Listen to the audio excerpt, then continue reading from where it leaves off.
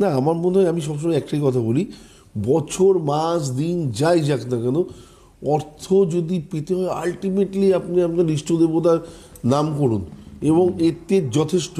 এর জন্য আপনার বছরের মানে যে কোনো specification এ বছরে গেলে, হতে পারে বলছি। হ্যাঁ গেলে পরে না, আমার আমার আমি যদি বলি শুধু রবির লোকেরাই এবছর পয়সা ইনকাম করবে, বাকিরা করবে না। ভুল কথা না। তার জন্য কি বিল গেটস বসে থাকবেন, মুকেশ আম্বানি বসে থাকবেন, অনিল আম্বানি বসে থাকবেন? তারা যদি রবির জাতক না হয়ে থাকেন, তারা তাদের কাজ করে যাবেন।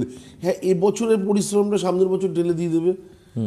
আমার দৃষ্টিভঙ্গিটাকে আলাদা রাখতে হবে না, মানে আমাকে কখনো ওয়ার্ক ফোর্স থেকে বেরিয়ে আসলে চলবে না, একদম বা না। commitment থেকে বেরিয়ে আসলে চলবে না। নিজের কমিটমেন্টটা যেন কমপ্লিট থাকে। এবং আমার মনে হয় যে যারা এই ধরনের চিন্তাভাবনা করেন, বা দেশিদা বললো স্টার্টিংয়েই যে যারা ইউটিউবে বানিয়ে যাচ্ছে, 12খানা রাশি সম্পর্কে হয়তো সবাই বলে গেছে, সবাই ভালো বলছে। কেউ ভুল না।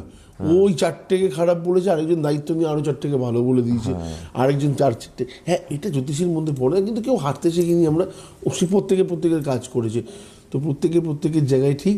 আমাদের বিচার বিবেচনা করে নিতে হবে যে কে পারফেক্ট বলছে, এই জিনিসটা ভীষণভাবে দরকার। হ্যাঁ, তো আমাদের লাইফটা মেন ব্যাপার হচ্ছে কি, সংগ্রাম করেই চলতে হবে। এবং আলটিমেটলি ইষ্ট দেবতাকে যদি আপনি সাথে না রেখে শুধুমাত্র পয়সার দিকে, বা যদি আপনি শুধুমাত্র কাজের দিকেও ফোকাস করতে পারবেন না।